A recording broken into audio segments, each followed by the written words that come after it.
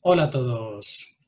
Hoy tenemos la suerte de hablar con otra gran escritora que nos concede unos minutos para darnos a conocer la concepción que tiene acerca de lo que supone escribir hoy en día. Y creo que es particularmente interesante porque, como vais a ver, ¿no?, en la entrevista, tiene un pensamiento muy complejo, ¿no?, en torno a lo que supone el hecho literario, a cómo se combinan los géneros o cómo se acercan entre ellos o tocan con otras experiencias que a veces, otras facetas que a veces no consideramos, ¿no?, dentro del ámbito literario, pero que enriquecen mucho el texto. Os doy una pequeña presentación y os dejo con Jesús Guzmán, que es quien la entrevista, y con ella, con Andrea Jeftanovich. Esta narradora, ensayista y crítica y docente ha publicado las novelas Escenario de guerra, Geografía de la lengua y volúmenes de relatos como No aceptes caramelos de extraños y Destinos errantes. En el campo de la no ficción, también ha publicado Conversaciones con Isidora Aguirre, Hablan los hijos y Escribir desde el trapecio. Ha recibido distintos reconocimientos, entre los que destaca el Premio Círculo de Críticos de Arte de Chile. Parte de su obra figura en antologías extranjeras y nacionales y ha sido traducida a inglés, portugués y danés. Asimismo, es colaboradora habitual de la columna de teatro del diario El Mercurio de Chile. Ha realizado pasantías y conferencias en Alemania, Estados Unidos, España, Portugal, México, Perú y otros países. Es doctorada en Letras por la Universidad de Berkeley de California y actualmente combina la escritura con su labor académica en la Universidad de Santiago de Chile. Con lo cual, bueno, pues os dejo con Andrea Jeftanovich y Jesús Guzmán para que disfrutéis de las reflexiones que hacen. Queridos amigos, queridos alumnos, hoy tenemos la suerte de contar en el canal con una escritora maravillosa que nos visita virtualmente desde Chile, que es Andrea Jeftanovich, a quien agradecemos enormemente que esté aquí con nosotros. Hemos indicado, ¿no?, en la presentación, pues Andrea es escritora de cuentos, de novelas, también de textos de no ficción, una trayectoria yo creo que de verdad muy, muy reconocida por parte de la crítica en la última narrativa hispanoamericana. Y bueno, pues vamos a hablar, sobre todo, vamos a aprovechar pues por la asignatura que tengo yo personalmente en Valladolid, también porque con los alumnos de la Universidad de Mayores en Toledo, el cuento es un material narrativo que utilizamos muchísimo. Pues bueno, pues vamos a hablar un poco del cuento, vamos a ver un poquito procesos de escritura y demás, y luego también pues tenemos la suerte de hablar de algún cuento en concreto que yo creo que puede ser muy interesante. Así que bueno, Andrea, pues buenas tardes. Aquí ya son casi buenas noches en España. Buenas tardes desde Chile. Sí. Muchas gracias por estar. Buenas tardes.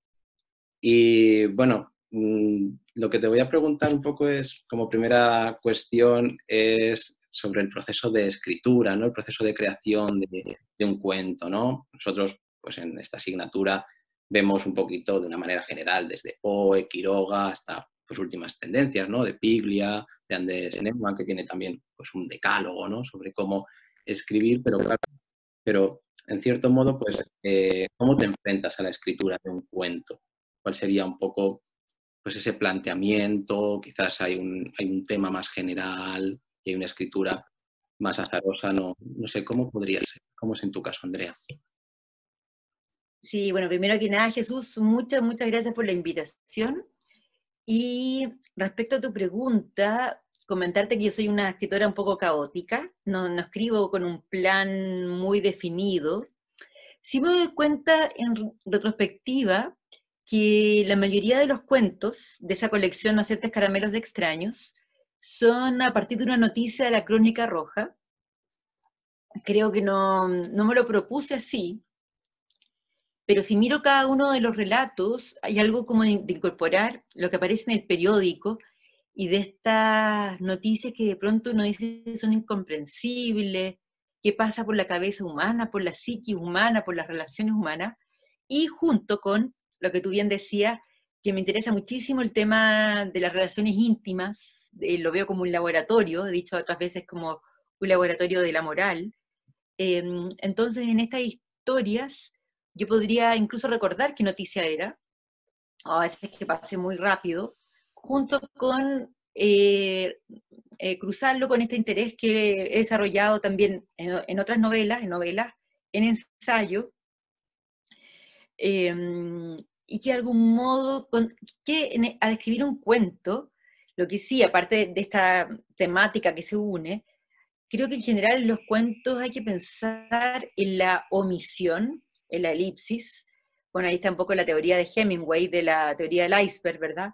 Y yo creo que el cuento, el relato, es bastante un ejercicio de economía, cómo mostrar sin explicar.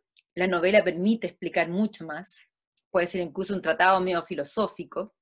Creo que en ese sentido el mecanismo del cuento es distinto. Yo sé que están todos estos decálogos, de hecho después yo te voy a enviar mis decálogos. Yo hice como un antidecálogo del cuento, lo publiqué en un libro de ensayo que te puedo mostrar después, que se llama Escribir desde el trapecio, y ahí incluí porque siempre te piden en las mesas redondas como un decálogo, entonces hice uno mío que creo que es una especie de antidecálogo del de Quiroga o de algunas tesis de Cortázar, etc. Entonces sí, creo que es un desafío el tema de la elipsis de tiempo y la elipsis de trama. Yo creo que eso habría que tener mucho en cuenta en el relato, en el cuento, como un género breve. Y el cuento, cuando uno pregunta, ¿no? En clase, normalmente, cuando se da un curso de cuento, pues la primera pregunta es, bueno, a ver por dónde van los alumnos, ¿no? Dices, bueno, dice, ¿el cuento a qué género narrativo se parece? Yo tuve la fortuna de que, digamos que acertaron la pregunta, ¿no? Y dijeron, bueno, lo vemos muy cercano a la lírica, ¿no? Vemos que escribir un cuento y escribir un poema, pues tienen mucho, ¿no? Tienen mucho en común, precisamente por lo que decías, ¿no? La novela da más posibilidades por una cuestión de extensión, ¿no? Pues una categoría que al fin y al cabo, bueno, pues hay que siempre manejar con cuidado a la hora de hablar del cuento, el tema de la extensión. Pero yo creo que también el cuento se asemeja mucho al poema, y tú lo dices al final de tus libros muy, muy bien, en el ámbito de la reescritura, ¿no? Los cuentos pues, se van publicando, ¿no? Por publicaciones periódicas, además, bueno, pues creo que lo detallas bastante bien, pero siempre dices, bueno, dices, estos cuentos aparecieron de otra forma, ¿no? Algo así que sueles poner al final del libro, ¿no? Y yo creo que, ¿no? Pues eso también forma parte, ¿no? del proceso, ¿no? El tema de la reescritura, intuyo, ¿no? Que tiene una importancia fundamental para ti, por mucho que haya ya una base, una publicación y demás. Ah, claro, verdad. Pues sí, me olvidé esa parte. Claro, también muchos de estos cuentos fueron cuentos por encargo, que fueron parte de antologías. El de los caramelos fue como mi primer libro de cuentos completo. Había escrito muchos cuentos aislados, pero armarlo, perdón, como colección con un hilo en común, que yo siento que sí tiene, sí, también hace pensar en el tema de, frente al bloqueo creativo, que a veces una antología, un cuento por encargo, imponerse un tema, yo lo hago mucho con mis alumnos en taller, tanto en la universidad como fuera, los pies forzados. Creo que todos esos ejercicios nos ayudan. Y de pronto uno va, yo soy muy de la teoría que la escritura, al momento de escribir, uno va dejando las cosas en claro.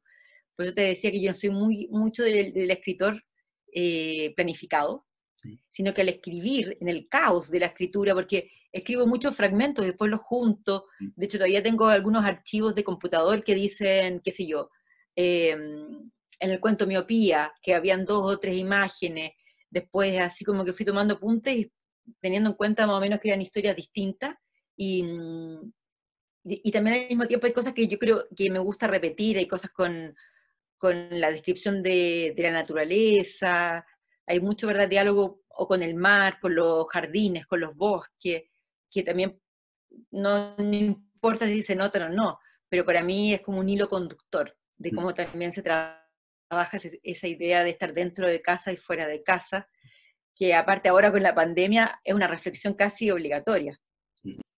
Sí, yo creo que forma parte, ¿no? También este método de la escritura. Creo que es muy importante un poco. Decían que Irene Nemirovsky, ¿no? Pues escribía como una biografía de sus personajes, ¿no? Entonces ella tenía un control, un dominio total, ¿no? O los cuadernos de todo, de los que hablaba Carmen Martín Gaite, ¿no? Ahí anotaba pues un poco a ese modo, ¿no? Claro. Fragmentos, ideas, cosas que luego van a formar o no van a formar parte de la publicación, pero que indudablemente forman parte del cuento, ¿no? En este caso, ¿no? De cualquier otro texto. Yo te quería preguntar también, al ser una escritora hispanoamericana, voy a hacer una pregunta previa para adelantarme a la siguiente, ¿no? Primero te quiero preguntar qué lugar ocupa el cuento en tu obra, ¿no? En una escritora, bueno, estamos yo creo que asistiendo, ¿no? A una generación muy interesante que va tocando, ¿no? Diferentes géneros y se va moviendo con muchísima soltura. ¿Qué parte, ¿no? que ocupa el cuento en tu obra literaria, en tu propuesta? Soy una autora bien ecléctica, así que mi respuesta va a venir un poco ahí. Para mí lo importante es como el tono, la voz escritural, y a veces esa voz toma forma en una novela, toma forma en un ensayo, toma forma en una colección de relatos, un libro de cuentos, o toma forma en estas crónicas que son también bastante ficcionales, no estoy pareciera muy biográficas o muy realistas, y no lo son tanto, por eso no me siento como en la escuela de la crónica tradicional.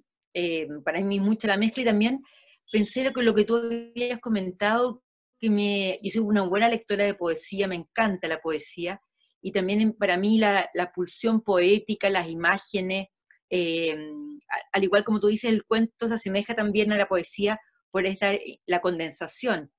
Bueno, la poesía es perfecta, mucho más que el cuento, ¿verdad? Pero lo condensar con imágenes, y también asociado a algo que tú dijiste de Carmen Martín Gaite, que si bien, o no, de Irene Nemirovsky, Las dos, sí. que si bien, claro, de las dos nombraste, que si bien uno puede conocer toda la biografía de su personaje, del personaje que está en el cuento, uno a veces tiene que conocerlo como autor, pero no escribir todo, no poner todo en el cuento. Entonces, soy una autora ecléctica, que el cuento para mí es una de las tantos registros que pueden tener mis inquietudes literarias. Y también siento que es una pequeña lucha contra como un mecanismo de estrategia, de resistencia más bien, contra lo canónico. Y creo que mucho en las mujeres está eso, porque lo canónico es muchas veces la novela entendida como una novela muy convencional. Y por mucho tiempo el género se ha entendido como un género menor. Y cultivar el género menor y darle vuelo y ojalá calidad y que se mueva, que se circule, es un poco luchar contra esa idea de que la única escritura seria es la de la novela. A mí, de hecho, creo que cada vez me interesa más como lectora, y espero hacer, y creo que en Destinos Errantes hice un poco eso, los libros híbridos, que incluso pueden tener imágenes, archivos. Creo que hay que un poco desafiar esta nomenclatura de los géneros. Y me pasa con muchos autores. Hay autores que solamente escriben novelas y son buenísimos, pero también hay muchos autores que siento que experimentan y también me parecen interesantes, y me siento más cercana como a ese modelo de autor, y no se impone.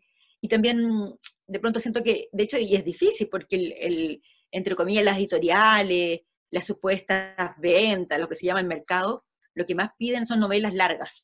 Eso es lo que te piden, una novela ojalá de 700 páginas, una saga, ojalá una saga. Y me gusta pensar y mostrar que se pueden escribir múltiples registros, y a mí al menos me acomoda eso. También tiene que ver con la vida contemporánea, que tenemos que manejar tantas interrupciones. Yo, al igual que tú, trabajo en la universidad, tengo familia, entonces también el cuento es un formato más breve que me acomoda en este momento. Y también yo soy de escritura condensada porque también espero estar emparentada con la poesía, con la lírica. Qué bien. como decía Borges, ¿no? Que no escribía novelas porque no quería quitarle mucho tiempo al lector, ¿no? O sea, también era adelantado a su tiempo también en eso, mirando hacia el lector. Comentábamos antes, ¿no? Yo tengo aquí Destinos Errantes, que con tu permiso voy a mostrarlo un poco a la cámara, se vea realmente... Ambos libros son de una querida editorial de Barcelona, que recomiendo muchísimo conocer. Comba, tiene un lindo catálogo. Y su editor... sería... Sí, perdona, no... Cuenta, por favor, Andrea. Sí. No, eso, que... también su editor Juan Bautista, por favor, muéstralo, sí. Sí, no, pues simplemente, bueno, hemos visto antes en la imagen que, como decía Andrea, es un libro que es totalmente híbrido, ¿no? Es una maravilla, porque también como, bueno, en un principio cuando uno lee este libro, si tenemos que hacer un contrato entre el lector y entre autor y lector, pues va a entrar, ¿no? En esa red de, bueno, leerlo como un texto de no ficción, ¿no? Pero uno lee estas historias y también, ¿no? Entra en ese camino un poco más ambiguo en el que dice, bueno, ¿esto es no ficción o realmente también hay una historia que se está contando, ¿no? Desde ese punto en el que la ficción entra, ¿no? Y también son textos, ¿no? Que tienen una extensión breve y que se ajustan muy bien, ¿no? Al formato de lo que es el cuento, ¿no? Entonces, creo que como una obra, ¿no? Que muestra esas dos facetas, funciona muy bien, ¿no? Y encima, además, ¿no? Pues con las fotografías y demás. Pero, no porque esté delante, pero es un libro de verdad que recomiendo porque es un libro además editado como dices, ¿no? Con un cuidado maravilloso con las fotografías y demás, ¿vale? Y la pregunta siguiente que refería yo antes, ¿no? Un poco entrando me vas a permitir que entre pues, en un tópico de lleno, ¿no? Y claro, escritora hispanoamericana, escritora de cuentos, ¿no? Pues el cuento es una seña de identidad de la literatura hispanoamericana.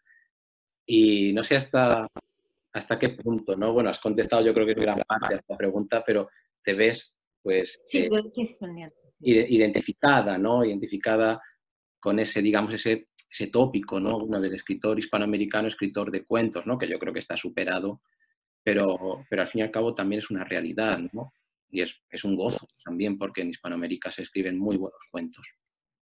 Sí, ahora es una tradición más rioplatense, de Buenos Aires, como lo que se habla desde Buenos Aires a Uruguay. Bueno, imagínense Borges, Cortázar, algunos cuentos de Silvino Campos, Bío Casares, Cristina Peri Rossi, algunos ¿verdad? Cuentos de Onetti. Bueno, hay toda una tradición bien fuerte del cuento, y a su vez ese cuento también se inspira mucho en la tradición inglesa, sobre todo Borges, ¿verdad? Que hace esos juegos, bueno, con Chesterton, y también, curiosamente, acá en Latinoamérica fue bien importante la cuentística de Chekhov, aparte como dramaturgo, pero sus cuentos fueron traducidos tempranamente. Y creo que eso también es una estética, un modelo que influyó. En Chile ha sido más difícil entrar al cuento. Hay bastante más afición a leer ensayo histórico y novela, pero creo que el cuento está pasando por un segundo momento de reconocimiento. También yo creo que en general como una literatura occidental pasó por un momento de mirar con menos interés el relato, y ahora creo que creo que hay varias mujeres, varias autoras como de mi generación que están destacando por el cuento. Entonces tuvo su periodo de oro, sobre todo alrededor de los 70, 80, pienso por Cortázar, bueno, con Borges y Cortázar ahí se selló algo, ¿verdad? Indiscutible. Con Quiroga, en el caso de Uruguay, y después vino todo el tiempo de las dictaduras, por ende se generó mucho testimonio post-dictadura y mucha novela acerca de eso. Y tardó que el cuento tomara fuerza de nuevo. Así es que sí.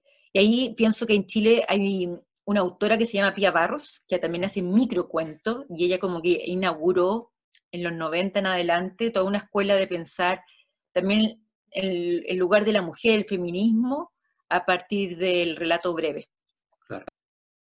Sí, al final yo creo bueno, que decimos es un poco abusar del tópico, pero también es que se ha dado, ¿no? Y se ha dado una concentración de escritores, escritoras de cuentos maravillosos que es que perdura hasta hoy. Entonces, una de las ventajas del temario, ¿no? que manejamos en nuestra clase es que llegamos hasta, como les digo yo a los alumnos, llegamos hasta antes de ayer, ¿no? O sea, llegamos a libros publicados, pues aparece el tuyo, que si no recuerdo mal es 2012, ¿no? O sea, estamos hablando Sí.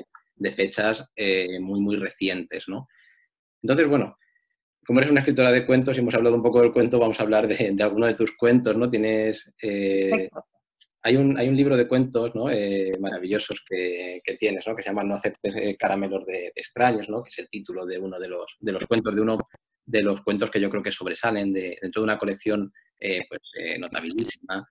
Y lo sorprendente, ¿no? Cuando uno lee este libro por primera vez y se acerca, pues con los cuentos se puede ser un lector muy desordenado. Yo en mi caso sí que es verdad que intento empezar, ¿no? Desde el primer cuento y seguir hasta el final, no saltarme ninguno, ¿no? Ni ir viajando, ¿no? Cuando uno lee el primer cuento se encuentra con Árbol genealógico, ¿no?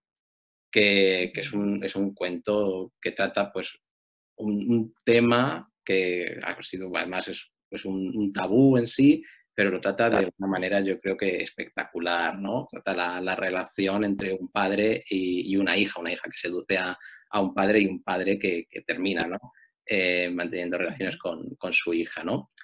En este cuento, bueno, yo tengo aquí anotadas unas cosas, pero porque he tenido que parar un poco y decir, bueno, pues por centrar, hay algo que, bueno, que es verdad que puede pasar quizás más desapercibido, pero creo que lo dejas muy claro, que es la función de la noche en este cuento, ¿no? A mí en este cuento me llama mucho la atención porque al principio se dice, ¿no? Que dice, no me quiero quedar sola, ¿no? Por la noche, que hay peligros, ¿no?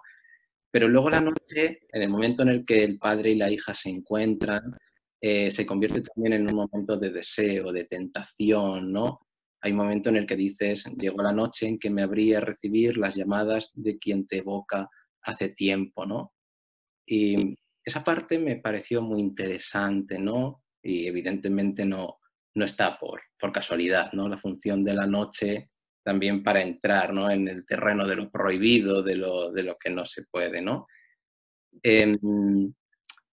Y bueno, eso quizás, bueno, pues uniéndolo, ¿no? Y ahí sí que yo creo que puedes contarnos, ¿no? No puedes contar de todo, evidentemente, pero ahí sí que es muy interesante lo que decías antes, lo inmoral que es en unos, ¿no? Lo que decías de las noticias, ¿no? Hay unos sacerdotes, hay unos políticos que hacen esto, Claro. pero lo moral, ¿no? Cuando lo hace otro, ¿no? O sea, Sí, sí. es Claro, y enfoque. lo que yo quise pensar ahí, y bueno, siento que no siempre, que tal vez el autor tiene un plan, pero no tiene por qué resultar. Pero claro, lo que bien tú dices, si todo el tiempo estamos bombardeados por estas noticias, que yo creo que es universal, ¿verdad? Muchísimas iglesias del mundo, recuerdo en Estados Unidos, en Irlanda, se han dado estos casos como esta disociación, que por un lado son iglesias ultraconservadoras y al mismo tiempo han sido un amparo clandestino para estas perversiones, como es, por ejemplo, esto de estas relaciones que existen entre los curas y los jóvenes, como los feligreses jóvenes. Lo hemos visto políticos poderosos, hasta presidentes, ¿verdad? Que se ha descubierto alrededor de ellos redes de prostitución, y obviamente cuando se trata de menores el doble, la falta, ¿verdad? El delito es gravísimo. Entonces, quise mostrar también en un mundo así a un padre y a una hija que no son perversos para nada. Yo no, eh, y ahí es donde un punto donde el autor tiene que soltar y ver si resulta. Pero yo, como yo lo pensé al menos, yo no veo a ese padre como con esa idea inicial, ni a la hija con esa idea inicial, sino tiene que ver con este deseo de, en un mundo donde todo está putrefacto, es como la peste de Tebas, o cuando, cómo fundar un nuevo orden, ¿verdad? cómo salir de este mundo contaminado, donde aparte es un cuento para mí de la impunidad, que todos estos poderosos, pienso en muchísimos países que se descubre, ¿verdad? Todo esto, son crímenes impunes, porque son instituciones muy poderosas, ya sea la iglesia, sea un partido político, sea un gobierno determinado, con trata de blancas, etcétera. Y frente a la impunidad de dos ciudadanos comunes y corrientes, que no tienen ni un poder, como son este padre y esta hija, que se ve que son personas más bien de clase media baja, que saben que no son poderosos, esta fantasía, y es una fantasía, ¿verdad?, frente al miedo, frente a la desesperación de lo impune, de fundar algo nuevo, donde, que tenga otras reglas. Pero yo sé que también es, no solo es eso, no un cuento puro, nadie es puro, el personaje tampoco es puro, ¿verdad? Pese a esa intención mía, también yo me doy cuenta que los personajes tienen tentaciones, tienen deseos, tienen fantasías sexuales, y ahí también la pregunta de por qué creerle a este padre, que es la víctima de la hija, es un narrador no fidedigno para mí. Ahora, yo sé que es súper tramposo, y yo creo que en la narrativa podemos, justamente la idea del autor es poner al lector en un lugar que lo sorprenda, porque cuando me cuestionan por este cuento, que me pasa mucho, como por el lado también moral, ¿para qué escribir un cuento sobre eso? Es como de cómo defenderlo. No, no defenderlo. También es la mente del psicópata que culpa a la víctima. Y de algún modo el padre, un adulto, y se tiene que dar cuenta que si bien la hija puede estar en plena pubertad, con todo el despertar sexual que puede implicar y que están solos, entonces, o sea, ¿quién canaliza esas inquietudes? Pero el padre es el adulto y tiene que poner el freno, ¿verdad? Entonces también es la trampa del relato, porque él relata, él es el narrador. Y yo me preguntaría si tenemos que confiar en ese narrador, o sea, si él tiene la razón. Yo dejaría la pregunta.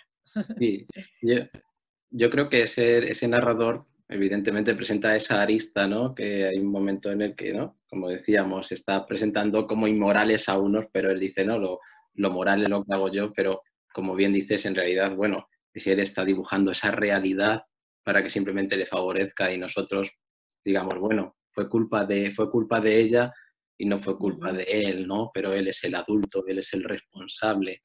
Entonces, creo que ese cuento que trata un tema que, bueno, que en la literatura, pues es verdad, pues que tiene, pues evidentemente un recorrido desde el principio, ¿no? Porque Claro. así se indica, ¿no? En este tipo de textos, se aborda de una manera muy, muy interesante, porque a pesar de este engaño, digamos, ¿no?, del narrador, sí que es verdad que en una lectura mucho más superficial, ¿no?, estamos viendo la figura, ¿no?, del padre hacia la hija, pues bueno, cómo poco a poco se va dejando, ¿no?, comer por ese deseo. Y normalmente, además, creo que lo abordas de una manera muy valiente, porque este tema se puede, ¿no?, literariamente se puede a lo mejor abordar en una relación en la que no hay parentesco, sino simplemente son adulto y niño, o en la que el parentesco es fraternal, que normalmente suele ser el tema, ¿no?, del incesto en la literatura, ¿no? Y yo, como referencia, hace no mucho leí una novela de Andrés Trapiello que se llama Los confines, donde se narra la relación entre dos hermanos, ¿no? Y también La voy a buscar. es una novela muy, de verdad, bueno, Trapiello a mí es un escritor por el que tengo, pues me gusta, ¿no? Y creo que está muy bien contado eso. Y sí que es verdad que hay como unos lugares, pues, ¿no?, pues comunes, ¿no? Y normalmente, pues evidentemente remiten a una visión freudiana, ¿no? En la que, oye, pues esto que estamos haciendo está mal, ¿no? De hecho, tus personajes viven alejados, o sea, se van a un lugar aislado y ahí permanecen, ¿no? Entonces, es curioso cómo, a pesar de estos dos personajes que en un principio, bueno, pues quedan impunes y demás, ellos tampoco tienen un contacto con los demás, sino que ese contacto se produce solo entre ellos dos, ¿no? Entonces, también esa posibilidad, ¿no?, que se tienen que esconder, ¿no? O sea, Así es. que no salen, ¿no?, al exterior, ¿no? Sí. Ah, Cari, de hecho tú me tocaste el tema de la noche. Y Claro. efectivamente hay un juego como que la noche es de verdad como que permitiría un relajo eh, de la compostura. Generalmente tenemos asociado eso, ¿verdad? De hecho, Mm, seguramente todos bebemos más de noche que de día. Tiene que ver con el día es como el día ordenado y de la productividad. La noche es más la noche del momento del ocio. claro. Y el momento del ocio también puede permitir que se disparen las ideas, las cosas, los deseos, como que es un poco más fuera de la norma la noche. Y sí, esa parte que tú identificaste tiene que ver con eso. Y también hay una cosa con la naturaleza, el adentro y el afuera. Mientras ellos viven en esa casa, que es la ciudad, como lo que se relata es que la hija insiste en seducir al padre, pero el encuentro, cuando el padre supuestamente accede, eso se ocurre cuando están en esta cabaña en la playa, como en la naturaleza. Bueno, allí la literatura del Cono Sur, sobre todo a partir de Argentina, habla mucho de la civilización y la barbarie, y podría asociarse con eso también. Tanto Claro. la noche como el día, como la parte urbana y la parte no urbana, rural, naturaleza. Mm. Sí, yo creo que estas parejas, esta dualidad funciona a lo largo de todo el cuento, ¿no? En todos los aspectos, ¿no? En lo físico, en lo moral, en el contexto. Y bueno, yo es un cuento por el que te felicito de verdad, es un cuento que me parece fantástico por cómo aborda ese tema, ¿no? Y dentro de esta colección hay un cuento que a mí me gusta mucho, que es Medio cuerpo afuera navegando por las ventanas, ¿no? Que ya cuando uno lee el título del cuento, pues bueno, pues dice, puede que sea que esté hablando sobre la red, ¿no? Pero bueno, pero sí que cuando uno ya se adentra, pues sabe que está hablando sobre Internet y demás, ¿no? Yo creo que presentas, bueno, que presentas, pues eso, ¿no? Pues un matrimonio en el que ella pues está así exhibiéndose ante la cámara y hay un momento en el que dices algo así, bueno, ¿no? Que puede presentarse como una nueva forma de escapar del medio, ¿no? Es decir, la infidelidad o Mm. la relación extramarital antes era física, ¿no? Pero ahora en el mundo que nos toca vivir no tiene por qué necesariamente ser así, ¿no? Ujú, Y ujú. no sé, en este sentido, Sí, ¿cómo abordaste, mira, no? yo en ese cuento, sí, ese cuento, aparte, primero aclaro, siento que en eso el arte siempre se adelanta. Este es un cuento, como tú bien dices, el libro es del 2012, pero la edición española es del 2016, pero hay unos pequeños detalles, pero es básicamente el mismo. Por ende, es un cuento pre-Tinder, no hay aplicación, ni se sospechaba esas aplicaciones que hay ahora, eh, donde efectivamente las personas primero se conocen por la pantalla y luego, si hay, entiendo, un match, se conocen en persona o no, o siempre o pueden permanecer en un romance virtual permanentemente. Y me imagino que ahora con la pandemia, con este encierro, este confinamiento obligado, me imagino que son formas que un poco han reemplazado el contacto.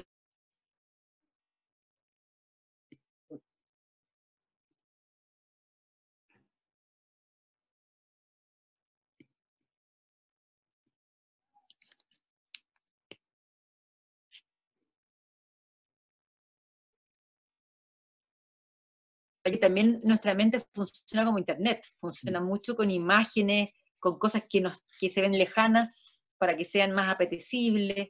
También es una lógica del amor. Y luego, del amor, del deseo. Y luego es como preguntarse por el modelo amoroso, que también creo que el 2012 no estaba tan generalizado, pero vemos que hoy en día hay otro tipo de familia, otro tipo de pareja, esta cosa del poliamor.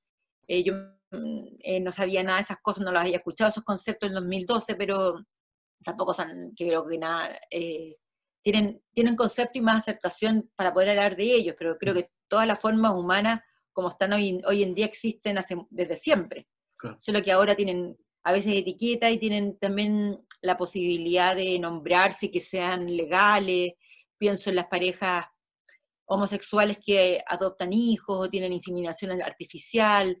Afortunadamente, el fin en la mayoría de las sociedades, ¿verdad?, de la discriminación hacia los homosexuales y permitir tanto las parejas de hecho, que estén protegidas legalmente o se puedan casar. De modo que para mí, en ese caso, fue pensar otro modelo de relación heterosexual, ¿verdad? Un matrimonio consolidado, antiguo, y cómo podía cruzarse la tecnología moderna en su dinámica. Sí, creo que lo que a lo mejor hace, no sé, un cuento intentando sin hacer mucha ciencia ficción, pero un cuento a lo mejor que hace 30 años habría sido el cuento de una infidelidad que habría terminado quizás en una ruptura, ¿no? En cambio, ahora el cuento es lo que termina en una nueva exploración sexual de la pareja, ¿no? O sea, eso es muy, muy interesante, ¿no? En cómo, bueno. Sí, de hecho, es un cuento con final feliz, Sí, porque ellos se encuentran. efectivamente. De fondo, la tecnología y estos flisteos que tienen son bastante inocentes y es como para activar su propia relación. Entonces, es como es un cuento con final feliz, cosa que es raro. Al menos la pareja no rompe ni se hacen tanto daño. Sí, también, y creo que puede generar preguntas, ¿no? En el lector, bordeando el tema de la infidelidad, ¿no? O sea, ¿es infidelidad solo cuando hay un contacto físico o ya es infidelidad cuando el deseo, ¿no? Hace unos meses, yo leía un artículo en un periódico y decía, bueno, dice, si estás whatsappeando con tu pareja al lado, pero estás whatsappeando con otro y no le dices nada, ¿estás poniendo cuernos o no, no? Entonces yo creo que también plantea esa pregunta, ¿no? O sea, creo que... Sí, la frontera de eso es muy difusa, muy porosa, ¿no? Muy difícil de dónde comienza, dónde termina. No, depende de cada pareja, no sé, algo así. Es muy Sí, complejo. ¿no? Sí. Tiene, ¿no? Pues un final feliz. Yo, sin querer parecer demasiado pedante, ¿no? Pero a mí me recordó mucho a una película que yo he visto un par de veces y que me encantó mucho. Se llama Men, Women and Children, que aquí se llamó Hombres, Mujeres y Niños. Es una película del año 2014 y habla mucho de esto, ¿no? De cómo es una película sin modo coral, ¿no? Donde los personajes, bueno, pues cómo se relacionan con la tecnología y cómo la tecnología afecta a su comportamiento sexual, ¿no? Y yo lo entronqué en ese sentido, aparte porque la película me pareció muy interesante, ¿no? Y cómo no, pues eso, ¿no? Cómo la tecnología cambia nuestra relación también con el sexo. En cambio, en la película la cosa no termina bien, ¿no? En la película los personajes les afecta de una manera negativa, ¿no? Todo lo que tiene que ver eso con su, ¿no? Con la relación. Entonces, bueno, en este caso un final feliz, pues bueno, pues también se agradece por esa perspectiva, ¿no? Sí, no, y dices bien, es un cuento para mí muy cinematográfico, obviamente, muy contaminado por el cine. Yo soy una cinéfila, bueno, amateur, desordenada, me encanta el cine. Y no estaba buscando, por eso miré el teléfono, pero no recuerdo, hay una película de Polanski, si no me equivoco, que son dos vecinos que son a través de unas persianas. Y luego hay uno de los decálogos de Kieslowski, del cineasta polaco, también, si no me equivoco, es No Amarás, que es un niño que se enamora de la vecina mientras lo mira, una vecina adulta aparte, y la mira por la ventana. Comparten edificio y el niño, solamente por verla, por observarla, se enamora perdidamente de ella. Y para mí sí, un cuento donde está la influencia cinematográfica, de todos modos, porque tiene una cuestión con la visualidad también. Igual que el de los vecinos, perdón, el de los vecinos que están en la torre también tiene que ver con eso también. O sea, en realidad son los dos cuentos, me refiero a los dos, la influencia del cine. Ese otro cuento también es fantástico, ¿no? Por todo lo que pasa en un espacio tan condensado, ¿no? Tan chiquitín, todo lo que pasa, ¿no? Y todo lo que es, a lo mejor ese rechazo del contacto, pero en cambio lo visual, ¿no? Yo creo que también un cuento en el que aparecen pantallas, pues al fin y al cabo nos hace relacionarnos con el cine. Claro. De una cuestión así muy general, ¿no? Y en algo en lo que pues, tú eres experta, es en la cuestión del hijo, ¿no? La cuestión de la relación que se establece con los hijos. Y yo creo que es un volumen en el que, bueno, está atravesado, ¿no? Por la figura del hijo, ¿no? No sé si era el planteamiento inicial. Que el Sí, hijo... significa que casi todos los cuentos tienen algo de eso. Para mí, entonces, el pacto y la filiación me parece que es el pacto universal. Bueno, la literatura clásica lo sabe, ¿verdad? Desde que habla de Edipo Rey, de Antígona, de Medea, todo lo, lo que ocurre alrededor de la pareja y de los hijos. Y además que es una experiencia universal, por lo menos los que estamos acá, todos los que estamos en el mundo, todos hemos sido hijos. Somos hijos o hemos sido hijos y nuestros padres no están. Tal vez no todos somos padres o madres, pero todos sí hemos sido hijos. De modo creo que es muy, bueno, obviamente es transversal, es universal, y es una relación muy contradictoria. Yo lo veo no solamente más allá de la biografía de uno, porque es una relación que implica un vínculo y una ruptura. Y es un poco lo que habla Freud con la novela familiar del neurótico, que uno se reconoce en sus padres y está todo ese vínculo, pero tiene que hacer algo rupturista con esa herencia para que haya historia, si no seríamos unos clones repetidos a través de las épocas. De algún modo, como no, es como el máximo desafío del desarrollo. Uno tiene que ser hijo, pero en algún momento uno tiene que traicionar ese pacto, porque si no seríamos eso, la imitación de nuestros padres. Tenemos que romperlo con otros pensamientos políticos, con otros pensamientos religiosos, con otros pensamientos de valores, con otros pensamientos sociales, con lo que, a la afición, al oficio que nos dedicamos. Si no, no existimos, no está nuestra impronta, nuestra individualidad. Y porque también es un vínculo asociado a eso, que tiene sus contradicciones, porque el vínculo quizás más importante, es muy instintivo incluso, con lo que uno siente por los padres y los hijos, una cosa, en verdad, un hilo así creíble, pero porque en algún momento hay que traicionar ese pacto, es un pacto, un vínculo que después tiene ciertas contradicciones, ciertas sombras, y bueno, y también el pacto, el modelo, así como los modelos amorosos han ido cambiando, como en el cuento anterior que comentábamos, yo creo que el modelo padres e hijos ha ido cambiando y creo que es un vínculo que ha ido cambiando para mejor. Pese a que hay muchas cosas del mundo que están mal, muy mal, y que van cada vez peor. De hecho, la misma pandemia nos hizo esa pregunta, ¿verdad? Por esta cosa depredadora con el ecosistema, con la economía, con debilitar el estado de bienestar, con entrar a la zona de las especies nativas, invadir a los animales. Sin embargo, yo creo que en la historia, sin duda, yo creo que el modelo de familia es mucho más amplio y mucho más positivo, tiene que ver con un deseo de estar con la persona, quizás hay muchas dificultades, pero yo creo que en el pasado vimos tanta hipocresía, autoritarismo, castigos físicos, psicológicos, creo que de las áreas que podemos tener cierta esperanza en algún punto.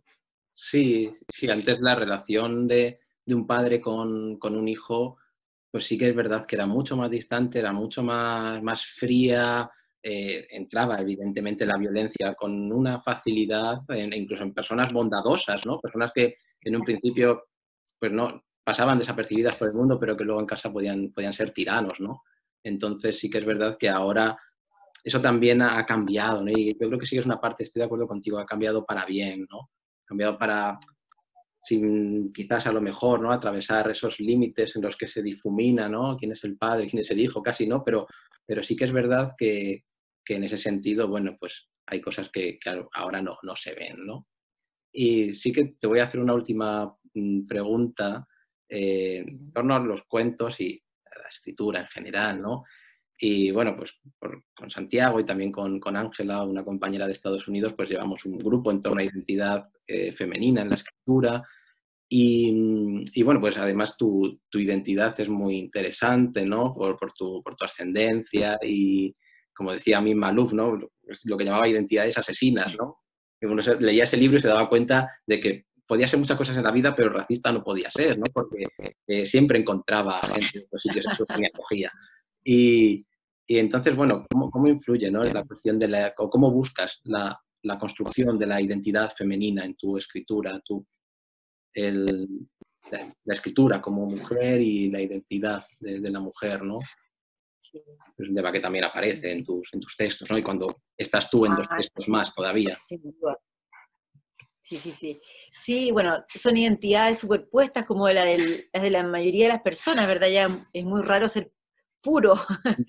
Pero puede ser que en mi caso, al menos en Chile es más raro, toda esta mezcla de tantas ascendencias distintas que por ende la pregunta por la identidad cultural puede ser un cuestionamiento que implica más trabajo. Eh, y a mí justamente lo que me ha ayudado mucho en construir esa identidad ha sido las lecturas. Me gusta mucho cómo interpretan los textos, la tradición judía que uno ve en la religión. Yo soy una persona laica, pero me interesa mucho el método de cómo se interpretan los textos, y para mí eso ha sido muy formador, desde Kafka en adelante, pienso en todos estos autores. Eh, Después, para entender un poco mi otro lado más balcánico de la ex Yugoslavia, he leído muchísimos autores, desde Danilo Kish, en adelante, Alexander Hemon, alrededor de la guerra de los Balcanes, Ivo Andrić, que bueno, aparte es un Nobel, así una serie para mí a través de los libros, ha sido importante como armar este rompecabezas, este puzzle. Y luego como mujer, ha sido un poco resistir el canon, resistir de algún modo el lugar asignado a las mujeres. Eh, Ahora, por ejemplo, en el libro de cuentos, también, pero creo que la literatura no es un lugar para hacer propaganda. Incluso, por ejemplo, en los cuentos hay muchos que me interesaron escribir desde el punto de vista de un hombre. Creo que la literatura da una libertad y una alteridad fantástica. Eh, Ahora, tal vez en alguna de las historias uno puede ver un cierto cuestionamiento al lugar asignado a las mujeres, o al lugar asignado a los mayores, a los ancianos, como en el último cuento, el lugar de la muerte. Eh, y ahora, como identidad mujer, sí soy bastante militante en que las mujeres aparezcan más en el canon, las escritoras, pertenezco a un colectivo, pero creo que el momento de la creación son momentos distintos, y más que una pelea hacia los hombres, que no es esa para nada, sino que en este lugar cultural menos reconocido, ojalá sí buscar más reconocimiento de autoras. En Chile ha sucedido mucho que todas las lecturas obligatorias escolares son de hombres, son autores hombres, cuando hay un montón de mujeres súper valiosas. No sé, me imagino que en España puede haber sucedido, y eso que tienen a grandes, grandes autoras, ¿verdad? Me encanta Rosa Chacel, Carmen Martín Gaite, me estoy olvidando de otra de la época de la posguerra, de guerra civil. Leo muchísimas, desde Rosa Montero, eh, y me estoy olvidando también de las actuales de Elvira Navarro, etc. La que me encanta era esta dramaturga Angélica Little, Contra Total, fue muy, muy poderosa. De modo que creo que en esa lucha de hacer un canon más equitativo, sí está también mi lugar de mujer, y preguntarse por el lugar secundario, a veces solo de víctima, de las mujeres en la narrativa, también es una apuesta que se puede explorar en la parte más creativa. Muy bien, al final la ficción pues te da esa posibilidad, ¿no? de utilizar una capa, ¿no? Y poder ser, ¿no? Y poder ser y ser quien eres, ser quien quisieras, ser quien fuiste. Y en eso yo creo que todo eso se cumple muy bien en tu narrativa, Andrea, y en los cuentos. Pues yo por mi parte simplemente agradecerte que hayas estado con nosotros este rato en el canal. La verdad es que ha sido un lujo. Yo he aprendido un montón, la verdad, y volveré a leer tus cuentos y me acordaré de todo esto y diré, pues mira, otra lectura nueva, ¿no? Eso también es lo bonito que tiene el cuento, ¿no? Que se vuelve a leer muchísimas veces y cada vez pues conseguimos interpretaciones diferentes y más ricas. Muchísimas gracias, de verdad. Te doy las gracias también porque... No, gracias a ti, Jesús. Muchas pues, gracias. gracias. Simplemente, bueno, esta entrevista también sirve en cierto modo como colofón al año académico, que también un poco para los alumnos, para que la disfruten, para que dejen de escucharme a mí y escuchen otras voces que les van a interesar muchísimo y que la vean tantas veces como quieran. Así que muchísimas gracias y, bueno, simplemente decir a los amigos del canal que, bueno, que seguimos haciendo cositas, que se suscriban, que estén atentos y que, bueno, que con mucho esfuerzo y cariño lo estamos llevando muy, muy para adelante. Muchas gracias. Muchas gracias. Gracias por las preguntas tan interesantes y la lectura atentísima. Muchas gracias, Jesús. Muchas gracias. Un placer.